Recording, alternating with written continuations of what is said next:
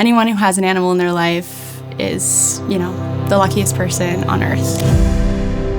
My name is Tegan Miller. I'm a registered social worker, and I'm supporting the clients at Novel with all of the things that come along with caring for an animal that may be ill or nearing end of life.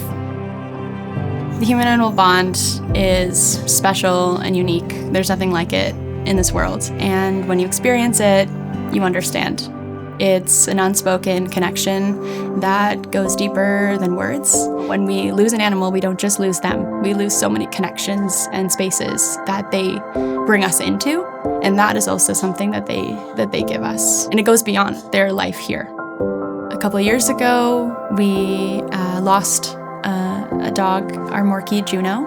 She was young. We weren't expecting her to become sick. And unfortunately, even though we received amazing veterinary care, there wasn't anything that we could do for her. And so we had to make the decision to say goodbye.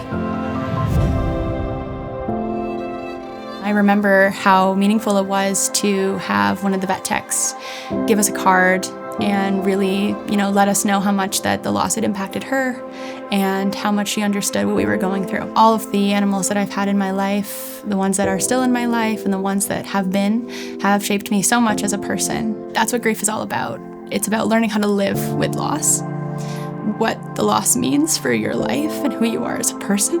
And they can shape us in positive ways that allow the legacy of our loved one to continue in a really beautiful way.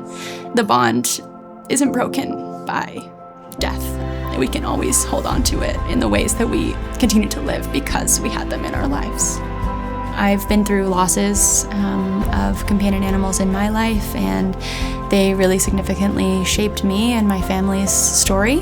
And I was lucky to have support in those times, and that was also one of the reasons why I wanted to become a social worker in the first place, because I knew how impactful that support was in those moments. So it's been really important for me to be able to stay involved with the animal community, the veterinary social work world, to return some of that support. We're meant to grieve together, and we're meant to grieve in support, not alone. And grief can be extremely isolating and something that sometimes people don't know until they're in it. I really want people to know that there are so many ways to honor your animal, both while they're here with us physically and also after, that they're just in our heart, living your life the way that they helped you to live, whether it be walking a little slower on the path because they're sniffing for things, and then allowing yourself to stop and smell the roses yourself. That can be a way to honor them, even if they're not here. I just really, more than anything, want people to just give themselves permission to feel what they feel. If we can feel okay to listen and to ask for what we need.